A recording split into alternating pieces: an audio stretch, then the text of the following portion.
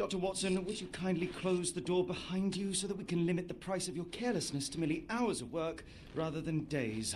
My apologies, Mr. Holmes. I found myself rather taken aback. I saw tidier houses in war-torn Afghanistan. Are those my surgical needles? I ran out of tacks and the matter required immediate attention. Was that my supper?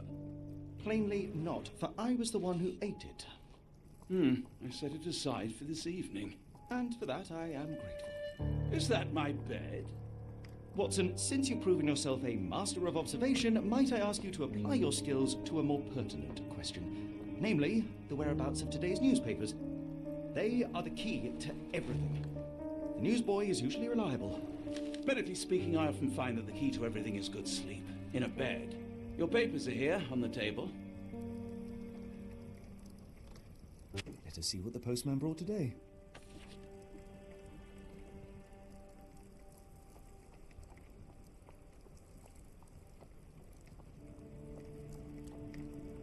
Right. This mess is getting out of hand. What will the landlady think? I'm sure she'll be all right. I don't need that. I can very well figure it out on my own.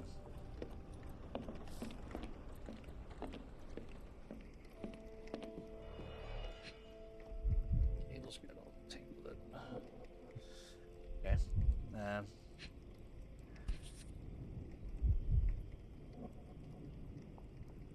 Your order from Barnes' bookshop has arrived, Doctor. Barnes insists on delivering the books to our door, even though we could easily walk to his shop. That's good service.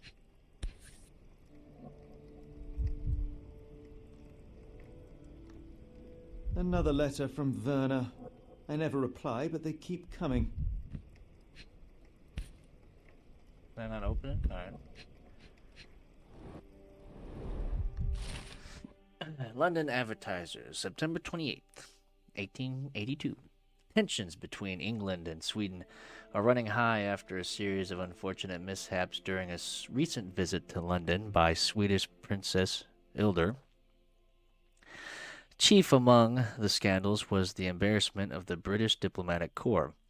As a result of the unexplained disappearance of Princess Ilder's personal bodyguard, the longtime member of her inner circle took the opportunity to explore London while off duty, and never returned from his late-night promenade.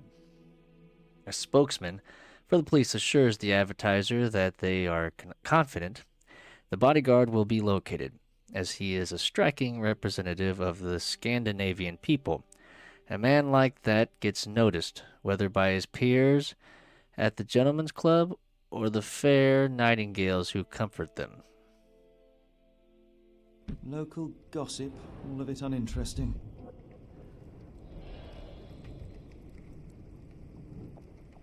I don't see the Strand. Where is it? Pardon me? I am on the precipice of uncovering a pattern of crime across London spanning many months and involving many men. The missing paper cannot be a coincidence. That's preposterous.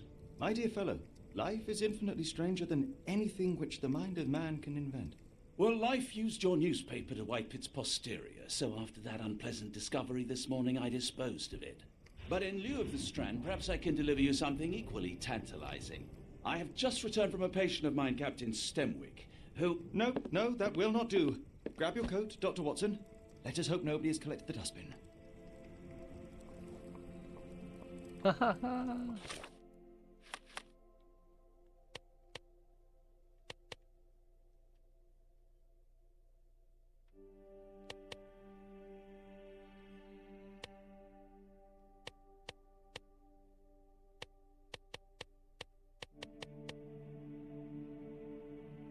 The worst suit in the game, just awful. That's funny. No elbow patches yet.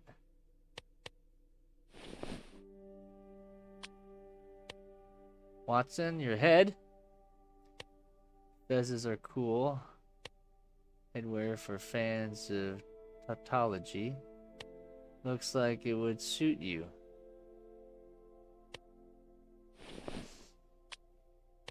Square pair on your round holes. Being for the benefit of his eyesight.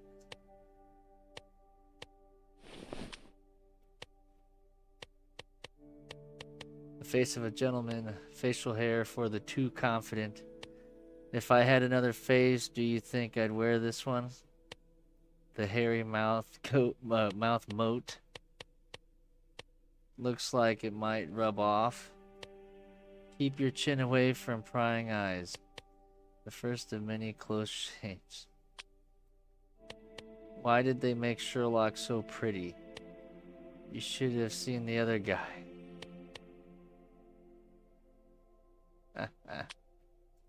Just what the doctor ordered. Time to get down to business. Go over and above. That's what I'm talking about. Traditional Ukrainian outfit. Stand tall, stand proud.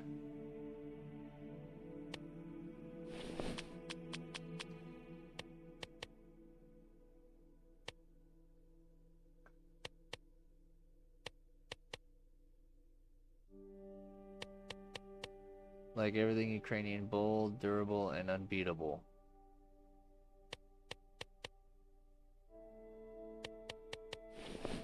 Oh, it's raining, so.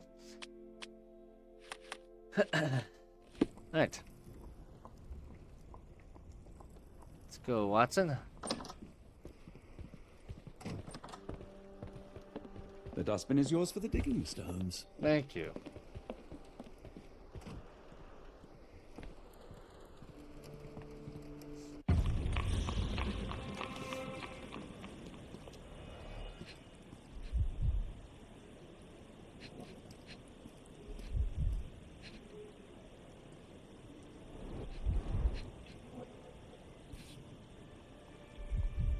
A cactus spine. If it gets in your skin, it's awfully tricky to remove, and when laced with poison, the perfect assassination tool. You were mistaken, Dr. Watson. The paper was indeed dirtied, but not how you implied. It's potting soil. See, Watson? The conspiracy is real. Someone tried to poison me. Poison? You? That's madness. Get the Strand! Get your copy of the Strand here! Sorry, Mr. Holmes. I just sold my last paper. Of course you did. Blast. Then why are you still here? Boss pays by the hour. No sense in returning early. What were today's headlines? Any breaking news today? The dock accident. It's the talk of the town. Yes. Besides the tripe on the front page, anything about burglaries? I'm not sure, sir. What happened to my newspaper? You're a bright child. I presume you see everything that goes on around here? Nothing gets past me, mister. Then tell me, did you notice anyone suspicious at my door this morning? Like the man with your newspaper? Precisely. What do you know? I know the value of a shilling. Dr. Watson? Cool, now I can take the day off. What did he do to the paper? Did you see what he was up to? Nah, not really. I saw him approaching your house, but I had a customer. Then there's a loud bang. I ducked down. Not because I was scared, because I wasn't. I had to protect the merchandise. And all I could see was him kneeling at your door. Tell me about the man at our doorstep. Can you describe the man you saw? He was carrying a lot of books. Up to his chin they were. Never heard of a well-read assassin. Looks can deceive. Hence the appeal of disguises. Where was he headed? Which way did he go? Not sure. I was distracted by customers. Sorry. You were All right. quite helpful. You earned your shilling. That'll be all. Thanks, Mr. Holmes. Maybe I could be your eyes and ears. If you have more shillings. Okay. Do you even have enemies that would want to Get the kill you? Strand. Get Okay, the copy perhaps of the Strand from here. Cordona.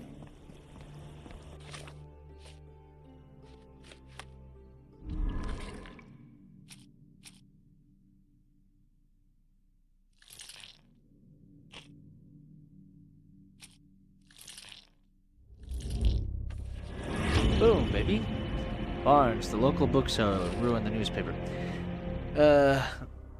The newsboys said the suspicious man was carrying a stack of books, and this morning Mr. Barnes, the local bookseller, delivered a novel for Dr. Watson. A cactus spine for assassination, a loud bang. A visit to Mr. Barnes is in order. Come now, Mr. Holmes. Murder? Yes, Barnes has his quirks, but he also has his scruples. Not every pawn knows it's part of a game. Interesting picture. Oh. That was a quick jot. It looks like Mr. Barnes is in. Let us pay him a visit. Mr. Barnes?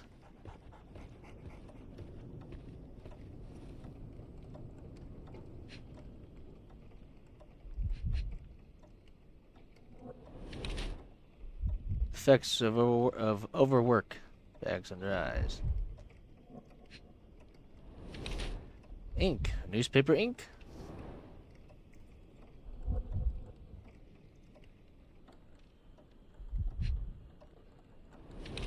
Leans heavily on his right leg, sore left leg. High heels, wants to look taller.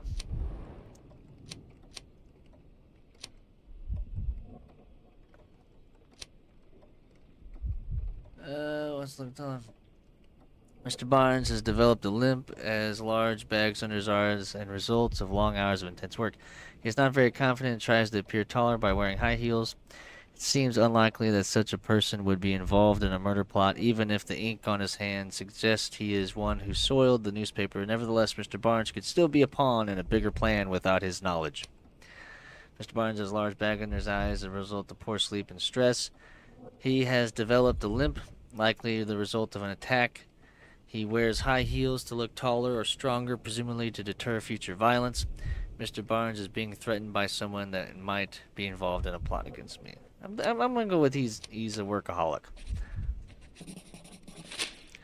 Character portrait: Mr. Barnes has developed limp and has large bags under his eyes as the result of long hours of intense work. He is not very confident, tries to appear taller by wearing high heels. Seems unlikely such a person, so nevertheless, yep. Mr. Barnes, a word.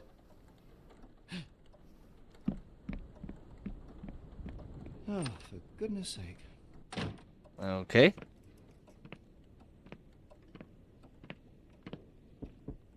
Who goes there? Sherlock Holmes. Now will you please... Mr. Holmes.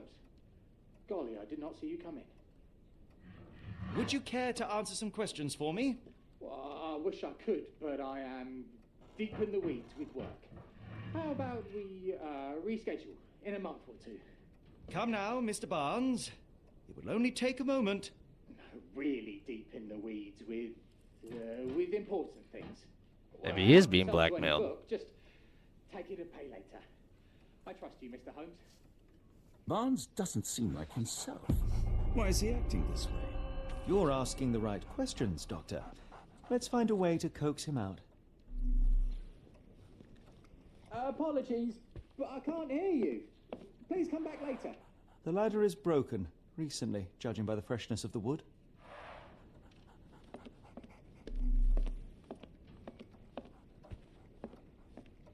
I could hardly imagine anything more macabre.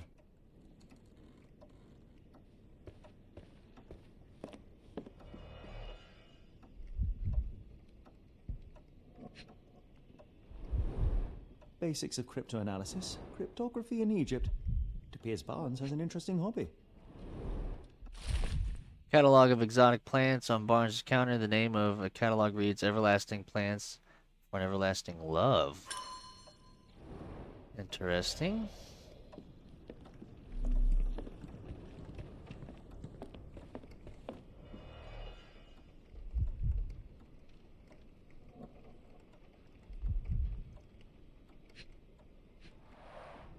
The finest view London has to offer.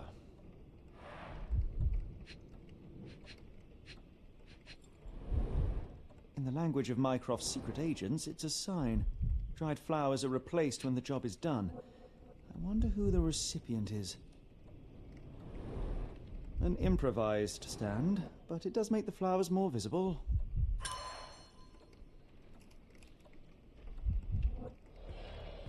More visible to who? Her? Come, Watson. We have someone to question.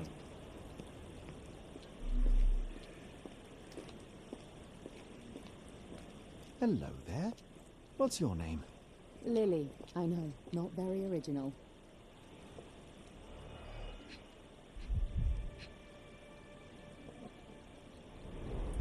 Encouraging people to stop and smell the roses? Our national emblem. God save the Queen.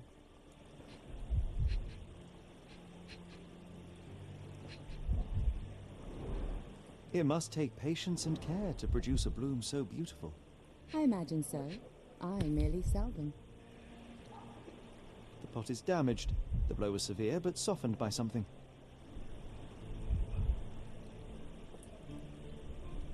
Familiar spine. That's what I found in my dustbin.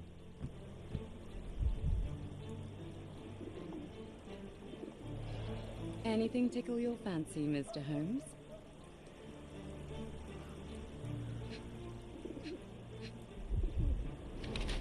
Wearing makeup for beauty or concealment. Distant look, avoids eye contact or distracted. Mourning brooch honoring deceased husband.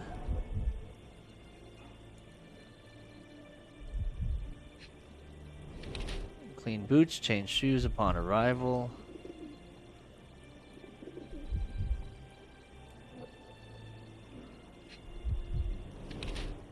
Luxury fabric unusual for work attire.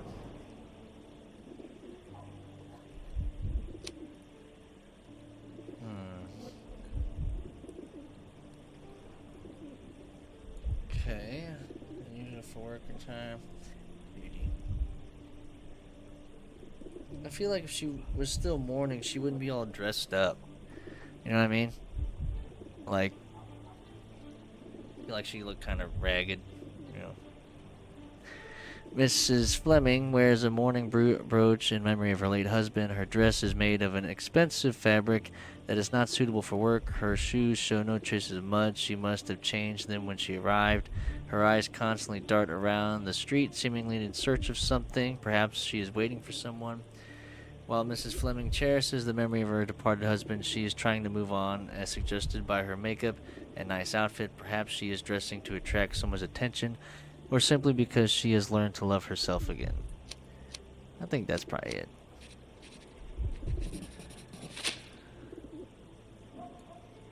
Mrs. Fleming, you look particularly lovely today. Is there a reason? Does a woman need a reason to look or feel beautiful? No, but your distant look suggests you seek one man's gaze in particular. Who told you that? Nobody. Merely a keen eye and some simple deduction. Well, I'll kindly ask you to keep your keen eye to yourself, Mr. Holmes.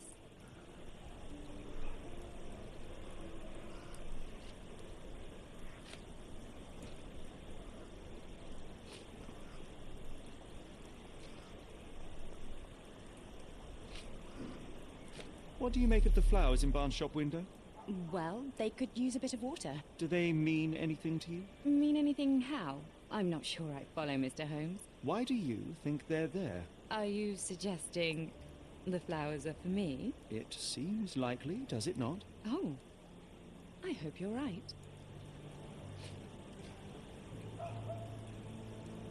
I don't know anything about this, sorry. One of these things is not like the other. Come again? The cactus. Those fearsome spines can prove a devil to remove, and the sap is often toxic. And a rose thorn can give you tetanus, but we still grow them. The cactus seems comparatively harmless, though you have me thinking it must be valuable. I was under the impression that you knew its price already. Your guess is as good as mine. The first time I saw this cactus was when I came back from my break.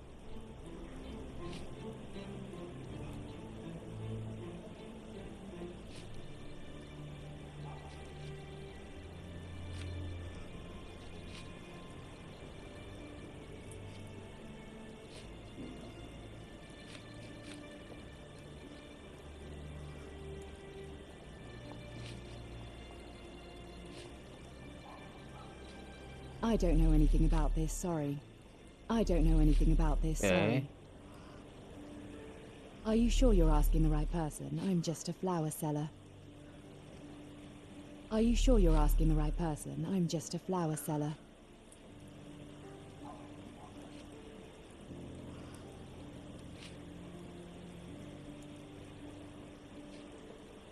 Are you There we go. familiar with Mr. Barnes? Yes. No, not really. Well, in a way. What on earth does that mean? I know who he is, of course, but we haven't shared much more than a look. A look? Yes. Each morning I go for a walk in the park with my dog, and most days I spot Mr. Barnes there with his new puppy. So we see each other. Actually, we once met briefly while our dogs played. He was quiet and seemed unsteady as he approached. But since then, we've never spoken. I often see him staring through the shop window. Sometimes I wonder what he thinks about that would etch such longing onto his face. Huh? So long, Lily. Barnes has always been a little odd, but this is uncharacteristic even for him. All right, Mr. Barnes. I think we know what ails you, my good fellow. You're in love. Nothing to be ashamed of. What?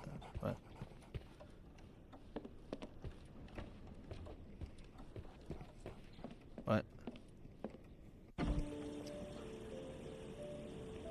Why can't I talk to this? Is there something I'm missing here?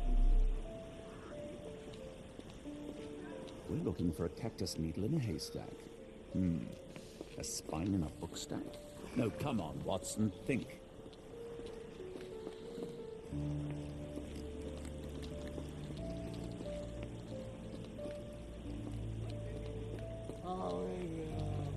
Impressive stature, strong gaze. I think this man deserves a knighthood. Really, Holmes? How can you be so sure? On rare occasions, Watson, it can suffice to trust one's gut.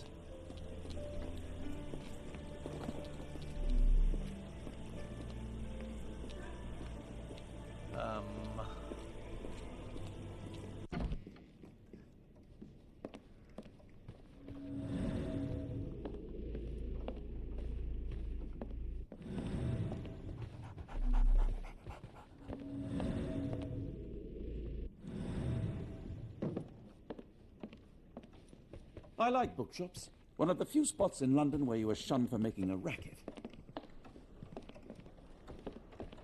I don't, Oh, that's right, I gotta finish the case. That's okay, okay. Alright, why is Barnes acting so strangely?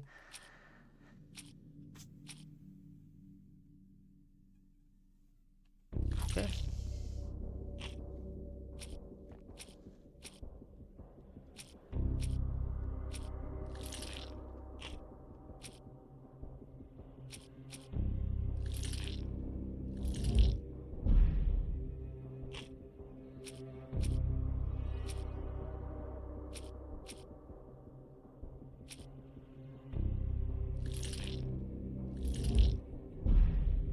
Okay. What the...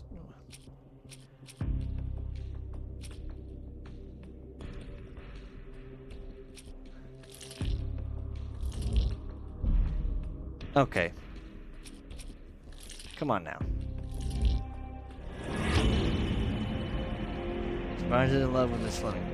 Barnes displays a bouquet of dead flowers to attract the attention of Mrs. Fleming.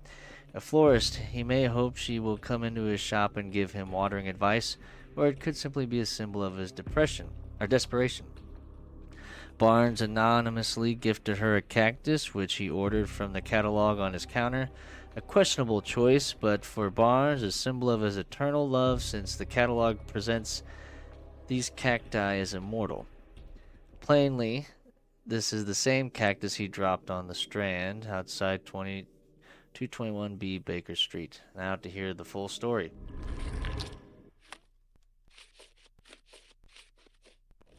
Now we can talk. I think perhaps I have been chasing shadows. Do not despair, Mr. Holmes. Even the best of us make mistakes. We better tell Mr. Barnes what we've learned. Mr. Barnes, I know what you did, and I know why you did it. I'm sorry, Mr. Holmes. I can't hear you very well from behind the door.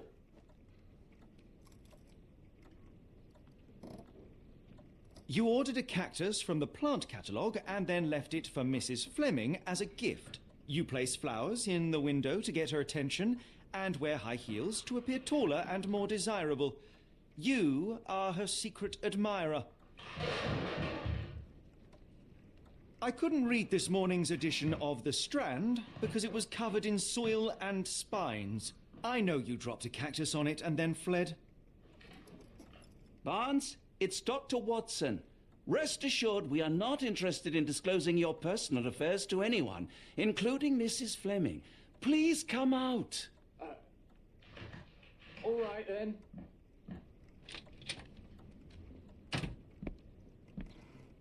So, you know what happened then? I was on my way back from the post office, having picked up the cactus and some books. It was quite an awkward package, heavy too, and when I got to your door, I dropped the cactus and your paper. Forgive me. I needed that paper to prove a theory and prevent a crime. Your actions were rather disruptive. Your clumsiness carrying the post is matched only by the clumsiness of your romantic gesture. Oh, it's true. I am useless with this sort of thing. I'm not even sure if Mrs. Fleming noticed. As in most things in life, truth is the answer. Cease with the abstruse signals and anonymous gifts, and simply talk to the woman. What is the worst that can happen? She rejects you, and you are freed from this endless purgatory. That... Yes, you are correct, of course. I do have a slight tendency to overthink things. Thank you. So, at last, we return to the matter of the paper. I'm investigating a string of burglaries. Did you perhaps read of any before the edition was spoiled? I don't recall, but you're welcome to read our copy for yourself. You had an issue of The Strand here all along? Well, naturally. I am a bookseller. I have a subscription to every magazine and newspaper in London. So you ought to be familiar with the concept of burying the lead. Oh no, my apologies, Mr. Holmes. I'll make it up to you however I can. I am an expert on obscure languages and translation and Yes, okay. Just give me the paper. The Strand, September 28th, 1982, or 1882. Saltpeter explosion rocks docks. Local at the Port of London had a rude awakening last night with loud bangs and thick red smoke disturbing the peace. Merchant ship Moskva had docked at Pier N3 in the early evening en route to Europe when it was rocked by several concussive explosions. The Port Authority is yet to comment on the incident, and it is unknown if any crew members were on board at the time. Eyewitnesses report seeing saltpeter leaking into the river, but with the area still off limits to workers and the public, it may be some time before we have a full account of what transpired. Come, Dr. Watson. Let us put this matter behind us. Farewell, Mr. Barnes. I hope to hear good news about you and Mrs. Fleming. let me know if there's any way I can make it up to you. Tell you what, tomorrow's edition of The Strand is on me. Okay, not just tomorrow. A whole week's worth. How does that sound? You're right, I could do more. Next time you move house, I'll be there to help. I'm great with boxes. And feel free to consult my books whenever you like. I could be an asset in one of your investigations. And feel free to consult my books whenever you like. I could be an asset in one of your investigations. Well, that was an utter waste of time. An assassination did seem rather unlikely. There was supposed to be another burglary. I was certain of it. Something you wish to say, Doctor? No. Well, only that you have a remarkable faculty for deduction and pattern recognition. And that perhaps, if ill-applied... I see things that are not there. Yes. It is London. There will always be burglaries. Doesn't have to mean anything. So it seems. Forgive me. Without something to occupy my mind, I turn into an entirely different animal. Which brings us back to my news from earlier. I think I have a case for you, a real one. Truly? Indeed. Though perhaps not as thrilling as your stories from Cordona. A patient of mine, Captain Stenwick, told me that his servant disappeared. I said I knew just the man to help. What do you say? Oh, Watson. Yes, I know it's not the most tantalizing mystery, nor the story to launch my writing career. But it's brilliant. Let's go. Oh, good. Well, his house is nearby. Come.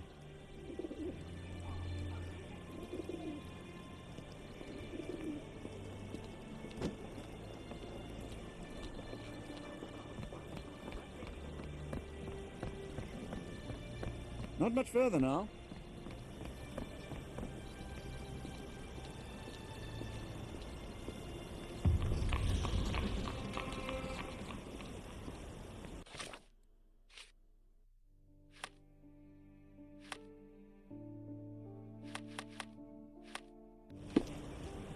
Is this lousy attitude of yours because of my altercation with Inspector Lockhart?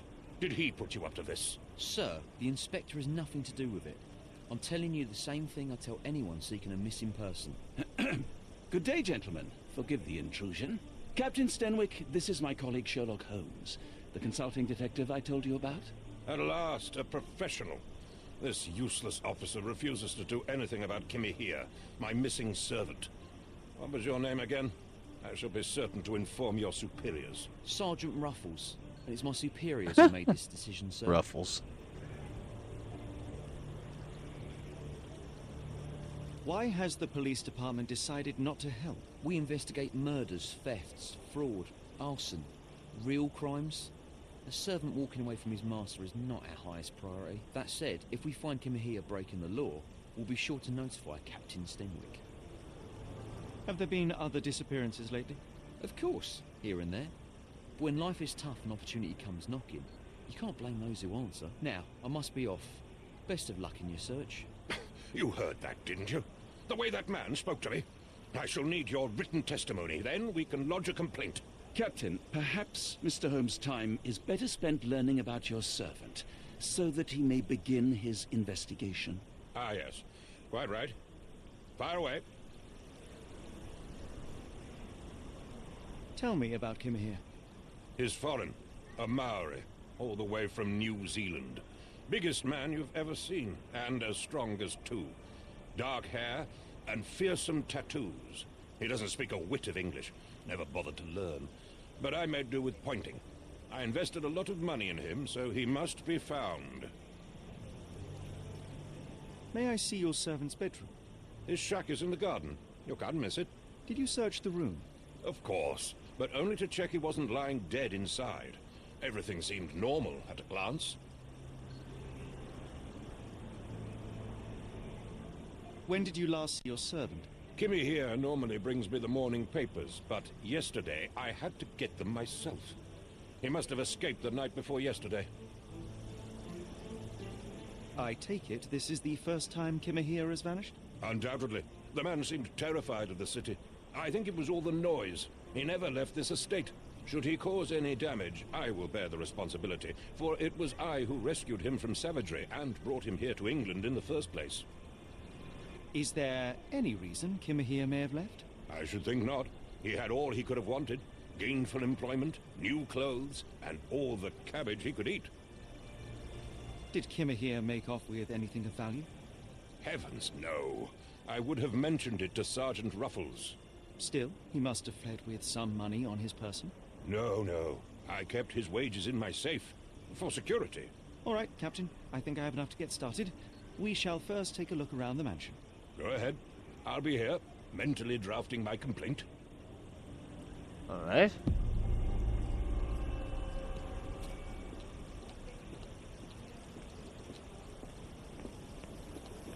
He said his shack is what, in the garden?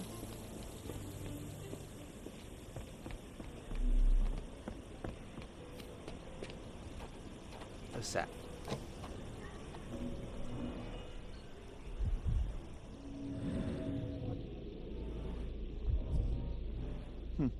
Looks like a knee print. A shoe print, roughly size 11, with a worn-out sole. These are a workman's boots. Chewing tobacco. Someone knelt here. The amount of chewing tobacco suggests they were waiting a while. Amazing, Mr. Holmes. To read the ground like an open book.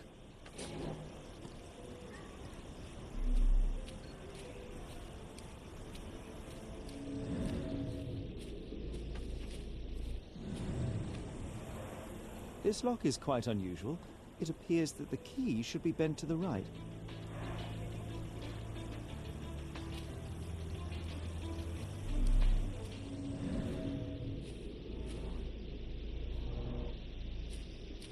Who could have left these tracks?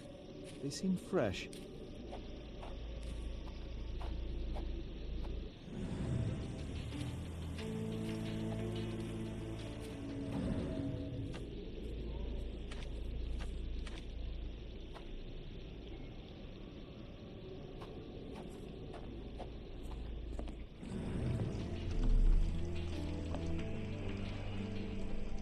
Oof. Impressive. The sack of grain retained the shape of an impact. Someone hit their head here. Oh, what's that? A small Navy spyglass. Interesting.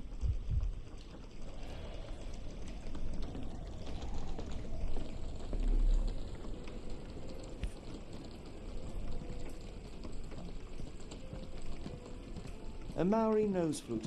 Ngurus, they're called. Clothes made of hessian. Is Sten really so miserly?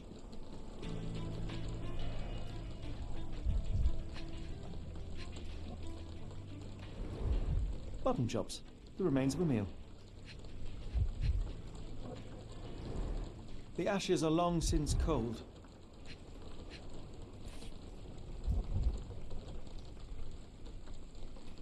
Heavy chemical odor. Lend me your nose, Doctor. Ah, I'll never forget that smell after my time in Afghanistan. That's an opioid, Mr. Holmes, a narcotic. No air coming through it. Is this a Tanifar, a Maori water spirit, or something else? Either way, it's giving me chills.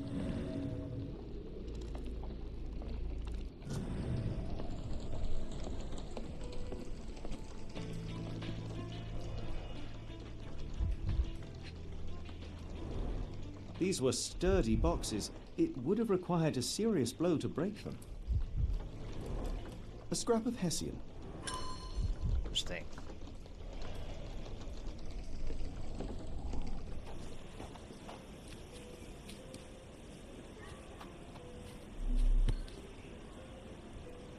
The rag reeks of smoke. Someone plugged the chimney.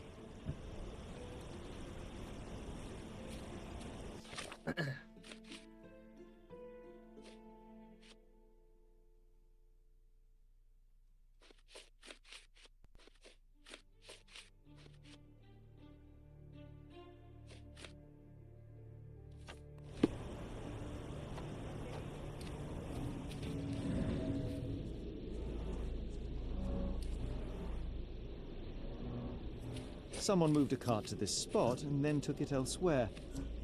Can't see it anywhere in the garden.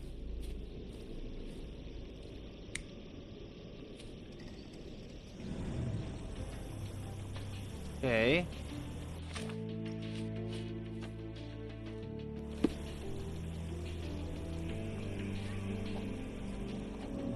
What's this?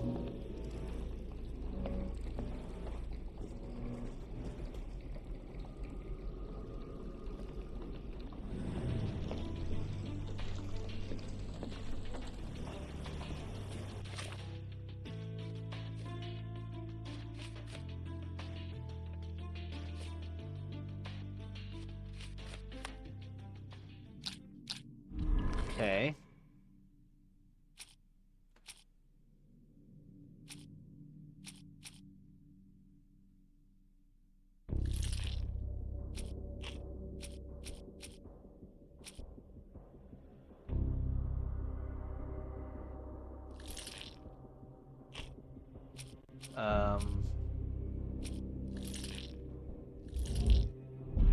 Okay.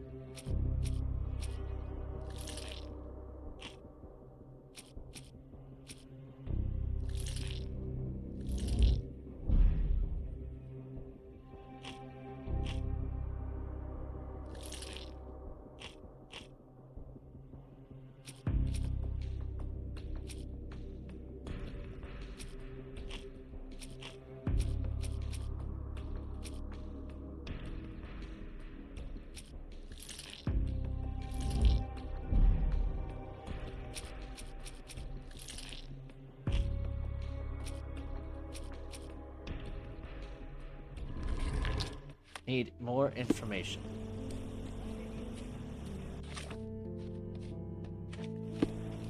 Let's go ask him some questions.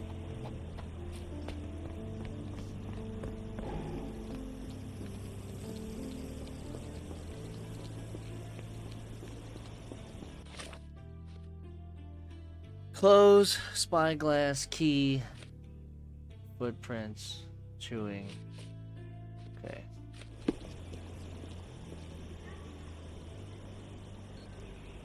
The door to your garden has an interesting lock. Yes, I have uncommon locks on every door of my mansion. It makes them harder to pick. Kimmy here and I both had a set of keys. I'll need to borrow them. No, you'll need to do what I tell you to do. Examine the garden.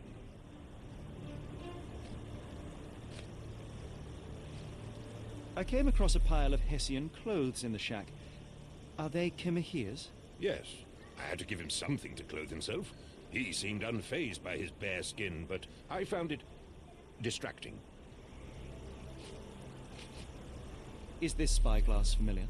I don't recognize it. Could it be Kimahir's, perhaps? I doubt it. I never saw him with it, nor could I suggest how he might have come by it.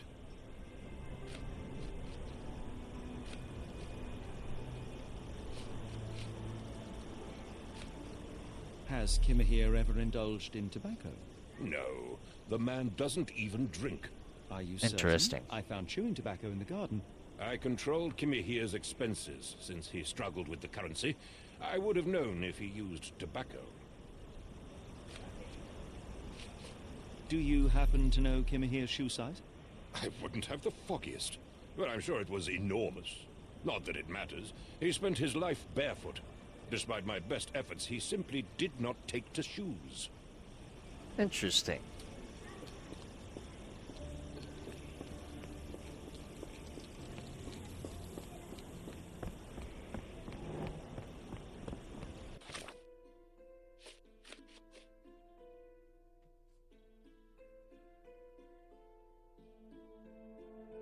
Okay.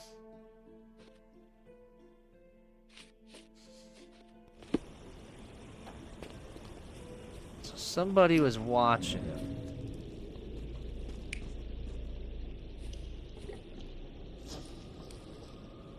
Okay.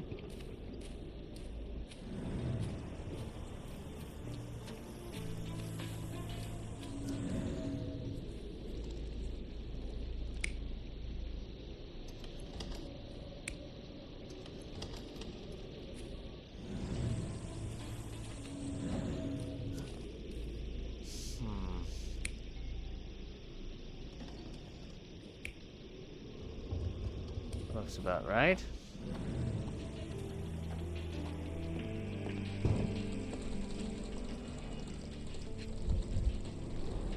A scrap of Hessian.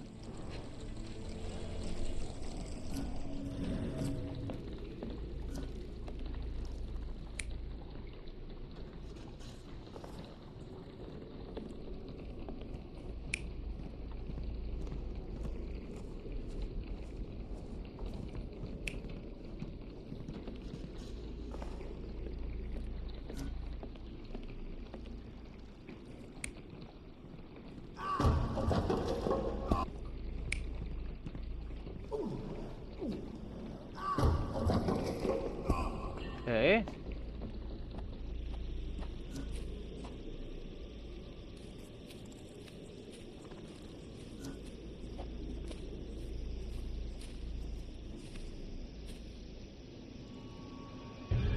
Perfect. Surveilling from afar, the intruder waited for a window of opportunity. When Kimahir went to sleep, the man crept up to the shack and slipped narcotics down the chimney pipe, then blocked it with a cloth. Kimahir inhaled the sedative and fell into a deep sleep. The intruder tried to move him, but the man was heavier than expected. The intruder fell on the sack and dropped his spyglass. In order to transport the servant, he had to use the cart. The final challenge was opening the garden door. Luckily for our intruder, Kimahir had the key in his shack. Remarkable. It makes total sense. Alright. Stenwick makes his servant live.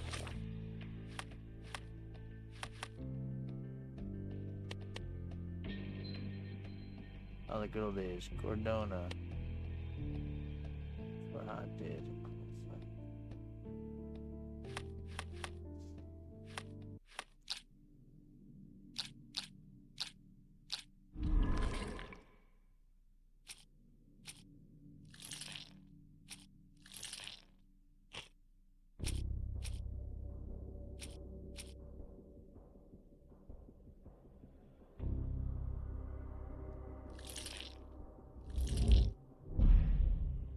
Okay.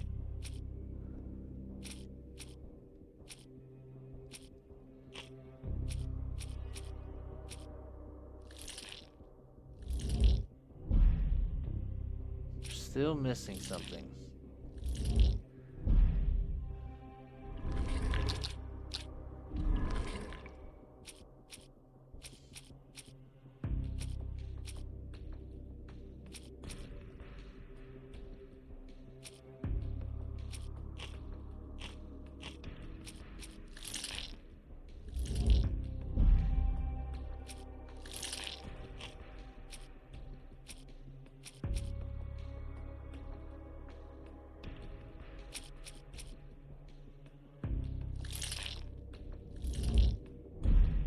Okay.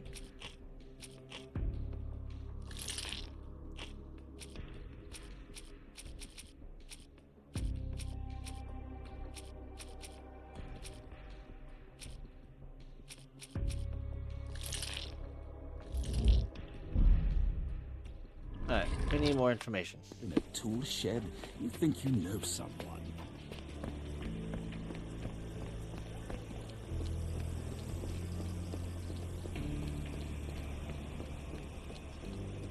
You'd best have found something by now, gentlemen.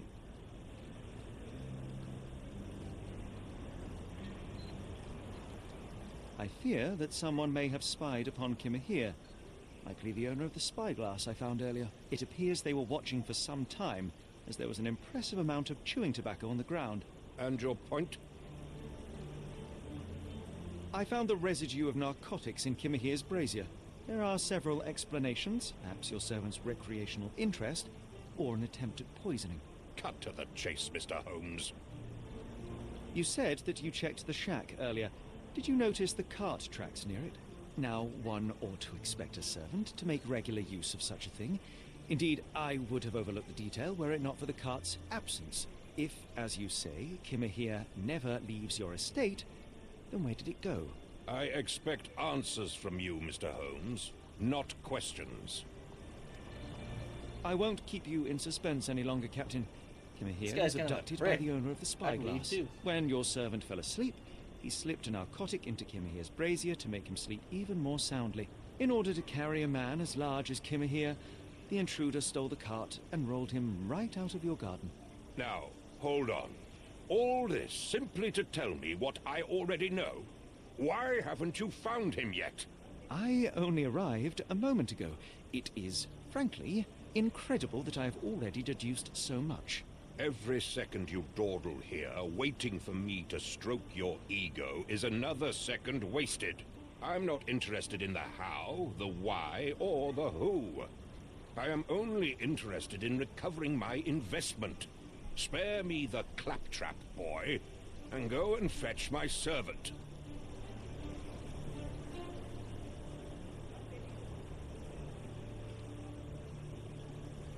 Truly, there is no better evidence of a man's nature than the way he treats those who help him. And you, sir, are a brute. The cruelty of your ignorance about the Maori people, your selfish attitude to a man's kidnapping. The point is, Captain, we're telling you this for a reason. The intruder fled through the garden door, and we need a key to follow his trail. Well, then you should have led with that. Here you go. I hope you'll return soon with good news. And yeah, we'll in the see, meantime, dude. please teach your companion the art of brevity. Oh, man, Oh. Knock the hell out of you, dude. Alright. Let's see where this trail goes.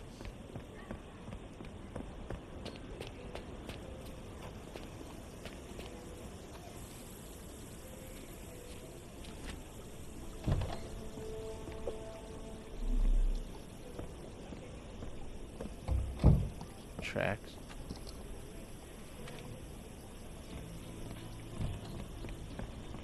Okay. How's this? What does it say? No seams or torn fabric on this doll. Likely one-legged by Stop design. dancing. Hey ho, street pigeons and roof ravens, another treasure hunt is upon you. With a clue in hand, it's up to you to find all the dolls. Okay. A treasure hunt. Used to do lots of those in my childhood, myself and... Is it a call for help? A bad joke? Or both. Better not risk leaving this matter ignored, don't you think?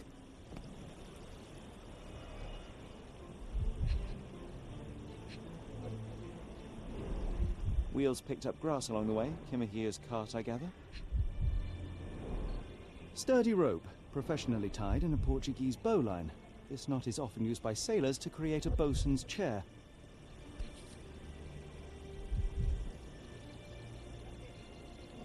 Roy Soulsby. Could that be the name of our man? A strange substance. I have my suspicions based on the color and consistency, but would you care to hazard a guess, Doctor? Well, it's odorless, but from the way it absorbs water, I'd say saltpeter. Then we're in agreement. Well done.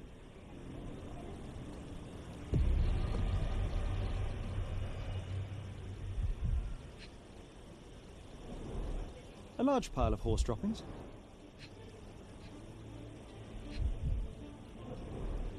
Many cigarette butts. Someone stood here for hours. There was a cab waiting here. Our abductor slipped in and then off into the night.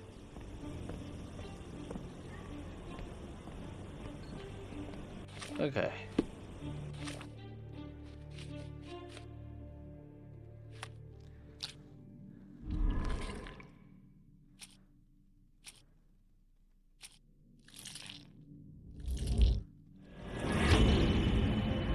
Kimihia was kidnapped by a sailor. A particular knot, spyglass, and footprints of a working man's boots, they all add up to the conclusion. Kimihia's abductor is a sailor.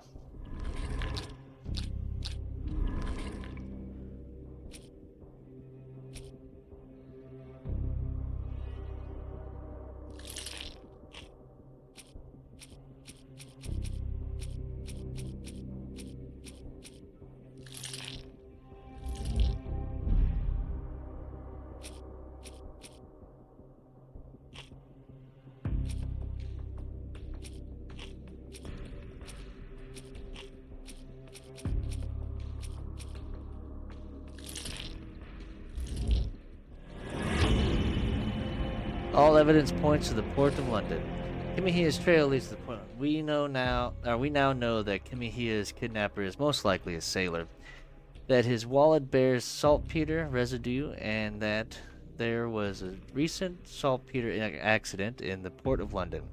Everything suggests that to find Kimihia, we must head to the port of London. There is no time to lose. It is vital that we find a cab to the port of London immediately.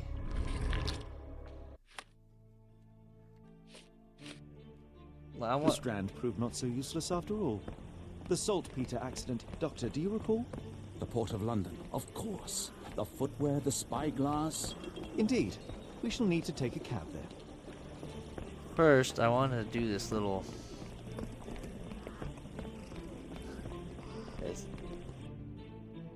see, yeah, we can't come back. So yeah, let's go ahead and let's do this little treasure hunt thing.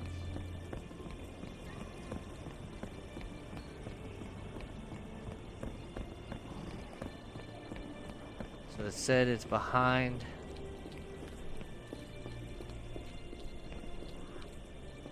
here, right? The cart.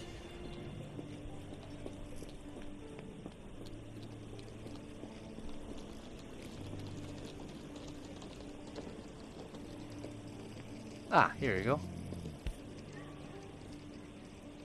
What's this? A miner with a sooty face. At least, in doll form. Hey ho, street pigeons and sewer rats. Another treasure hunt is upon you. With a clue in hand, it's up to you to find all the dolls. Okay, that's at a market. There was a market over here.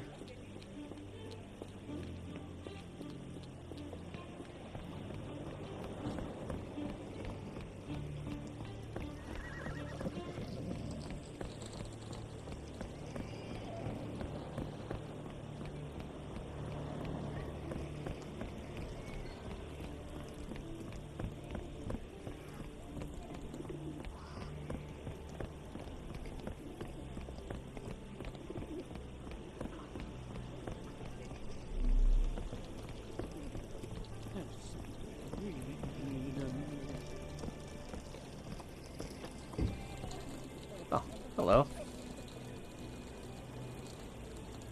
Seems to be for me. Unnaturally bent legs, yet they look to be a design choice. Well, hey ho, street pigeons and rainworms. Another treasure hunt is upon you. With a clue in hand, it's up to you to find all the dolls. Okay, so it looks like the bookshop and the flower shop. Okay.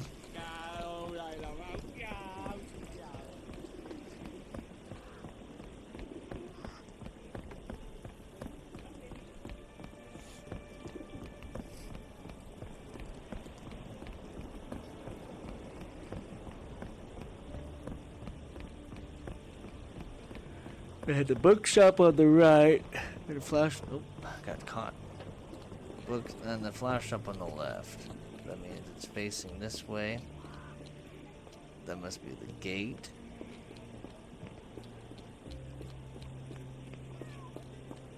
I said.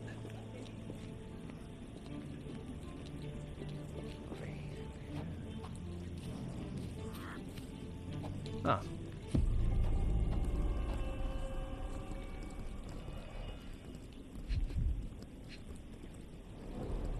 A model of a homely room and fireplace.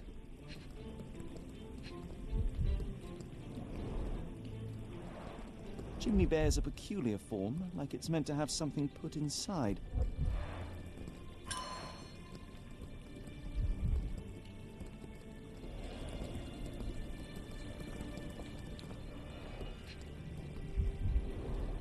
Looks like a factory to me.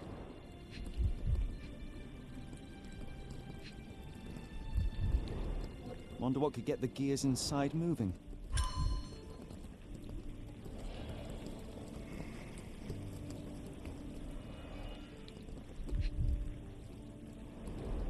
A small minecart. Endearing, if disturbing. Looks like putting something in the slot may get the gears inside to move. So does that mean I gotta put the dolls in here?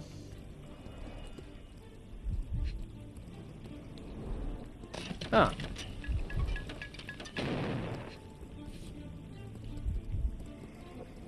Charles. Okay.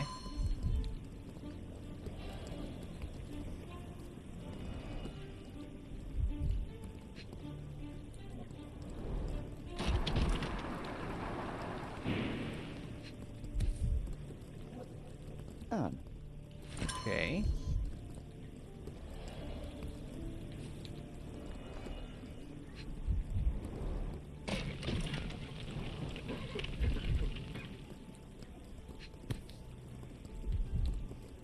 Tom.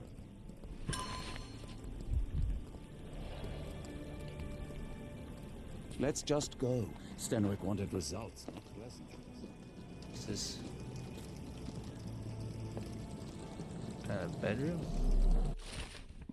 Hey ho. Oh, that just tells me where the first one was.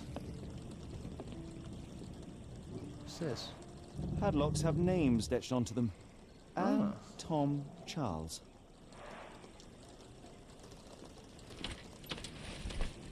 Interesting.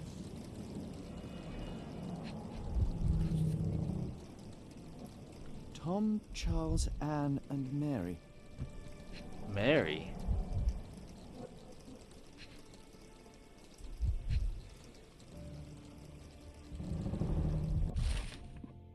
Anne Cauldron, age 12, cause of death, blood loss due to leg injury. Tom Gill, age 5, cause of death, smog poisoning. Charles Potter, age 14, cause of death, severe burns, debilitating injuries. Poor kids.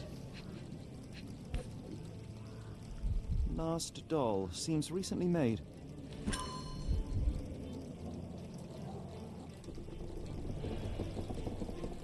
Is this her scene?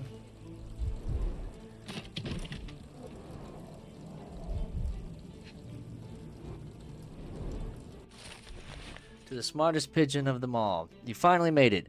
You found the last piece of the puzzle, but it's not only the last piece in this hunt, it's the last piece ever, my street pigeons. I know to a lot of you, my riddles were the only glint of light in your day, but shining that soul beam meant your being surrounded by complete darkness.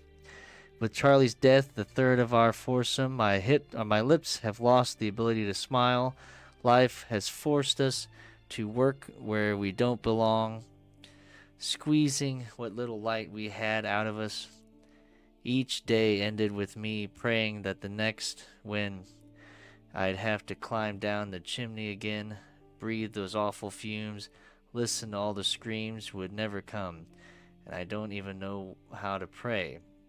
My friends thought I was the strongest, but with every loss I felt smaller and weaker, and now I feel nothing at all.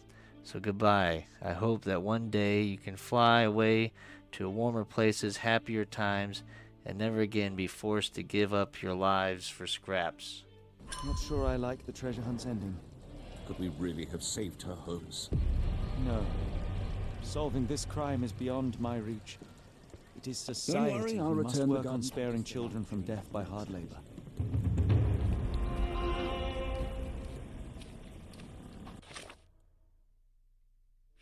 Watson, stylish suit. Huh.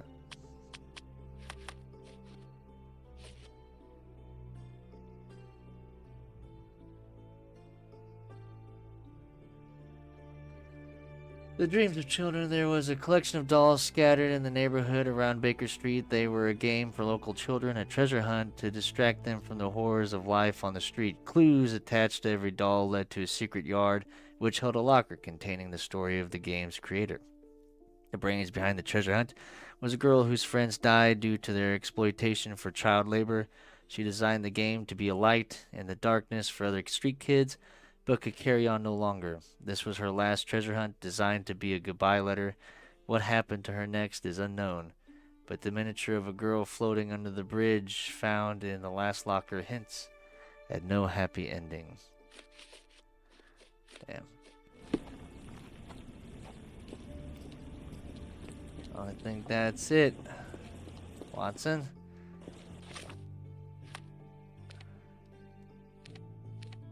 I think we've done all we can here.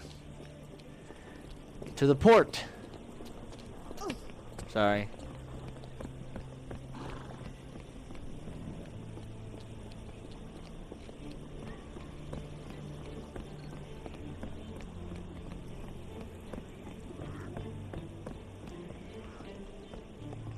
I am ready to go.